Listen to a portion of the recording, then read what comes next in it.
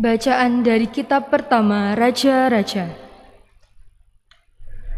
Pada suatu hari, Raja Salomo pergi ke Gibeon untuk mempersembahkan kurban, sebab disitulah bukit pengorbanan yang paling besar.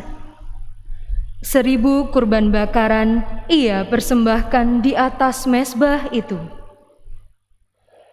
Di Gibeon itu, Tuhan menampakkan diri kepada Salomo dalam mimpi pada waktu malam.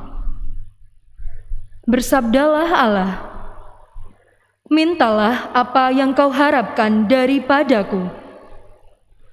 Lalu Salomo berkata, "Engkau telah menunjukkan kasih setiamu yang besar kepada hamba-Mu Daud, ayahku, sebab ia hidup di hadapan-Mu dengan setia, benar, dan jujur terhadap Engkau.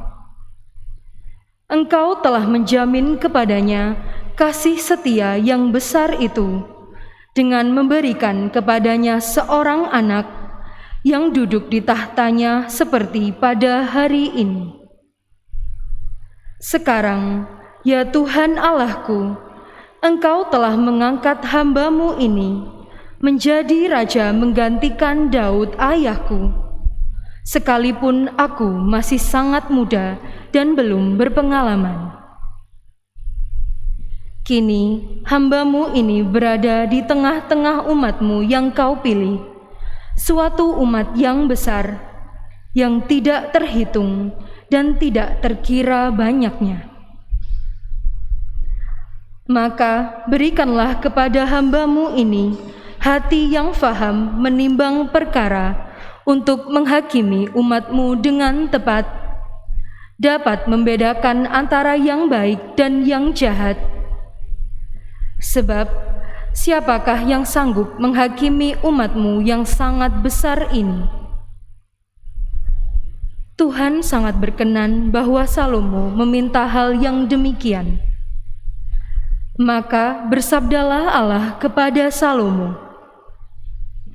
"Oleh karena engkau telah meminta hal yang demikian dan tidak meminta umur panjang atau kekayaan atau nyawa musuhmu, melainkan pengertian untuk memutuskan hukum, maka aku melakukan sesuai dengan permintaanmu. Sungguh, aku memberikan kepadamu hati yang penuh hikmat dan pengertian, sehingga sebelum engkau tidak ada seorang pun seperti engkau, dan sesudah engkau pun takkan bangkit seseorang seperti engkau.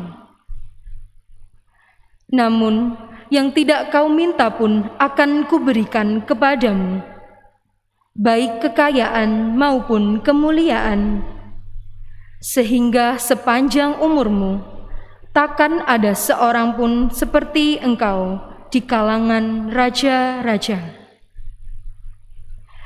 Demikianlah sabda Tuhan. Syukur kepada Allah. Mazmur tanggapan dengan refren, "Ajarkanlah ketetapan-Mu kepadaku, ya Tuhan. Ajarkanlah ketetapan-Mu kepadaku, ya Tuhan." Bagaimana kaum muda mempertahankan hidupnya tanpa celah dengan mengamalkan firman-Mu. Refren, "Ajarkanlah ketetapan-Mu kepadaku, ya Tuhan. Dengan segenap hatiku aku mencari Engkau. Jangan biarkan aku menyimpang dari perintah-Mu." Refren, "Ajarkanlah ketetapan-Mu kepadaku, ya Tuhan. Dalam hatiku aku menyimpan janji-Mu, supaya aku jangan berdosa terhadap Engkau." Refren, "Ajarkanlah ketetapan-Mu kepadaku, ya Tuhan.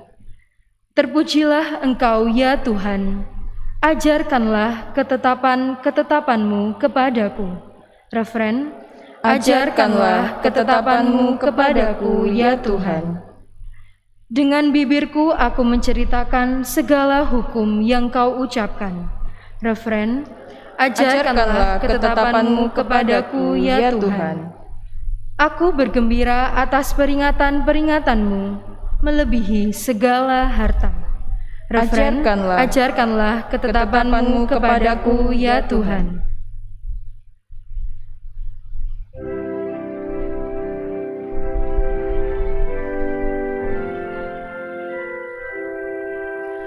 Haleluya, haleluya, haleluya,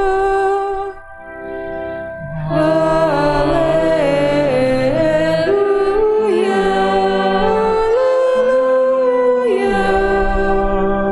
Domba-dombaku mendengarkan suaraku, sabda Tuhan. Aku mengenal mereka, dan mereka mengikut aku. Haleluya, haleluya.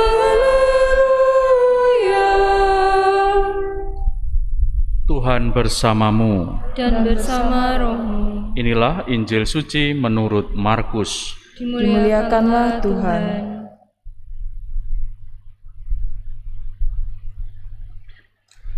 Pada waktu itu Yesus mengutus murid-muridnya mewartakan Injil. Setelah menunaikan tugas itu, mereka kembali berkumpul dengan Yesus dan memberitahukan kepadanya semua yang mereka kerjakan dan ajarkan. Lalu Yesus berkata kepada mereka, "Marilah kita pergi ke tempat yang sunyi, supaya kita sendirian dan beristirahatlah sejenak." Memang begitu banyak orang yang datang dan pergi, sehingga makan pun mereka tidak sempat. Maka pergilah mereka mengasingkan diri dengan perahu ke tempat yang sunyi. Tetapi pada waktu mereka bertolak, banyak orang melihat dan mereka mengetahui tujuannya. Dengan mengambil jalan darat, segeralah datang orang-orang dari semua kota ke tempat itu, dan mereka malah mendahului Yesus. Ketika mendarat, Yesus melihat jumlah orang yang begitu banyak, maka tergeraklah hatinya oleh belas kasihan kepada mereka, karena mereka seperti domba yang tidak mempunyai gembala.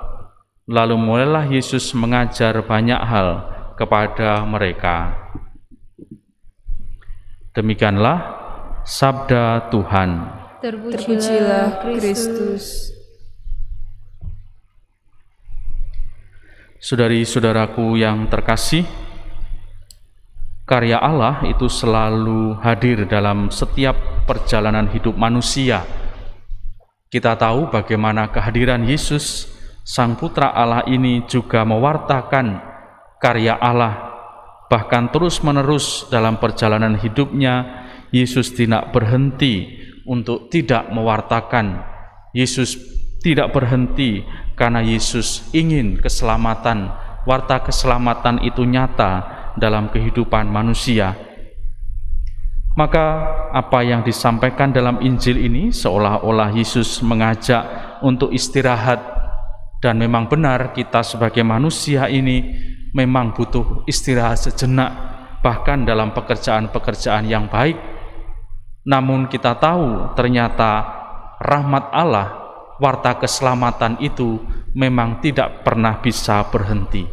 Artinya saudari-saudara, dalam hidup kita setiap hari memang sekecil apapun itu haruslah menjadi pancaran karya keselamatan Allah. Kita telah menjadi bagian dari karya-karya Allah, maka seyogyanya dalam situasi apapun, dalam keadaan apapun, kita tetap mengambil bagian dalam karya keselamatan itu.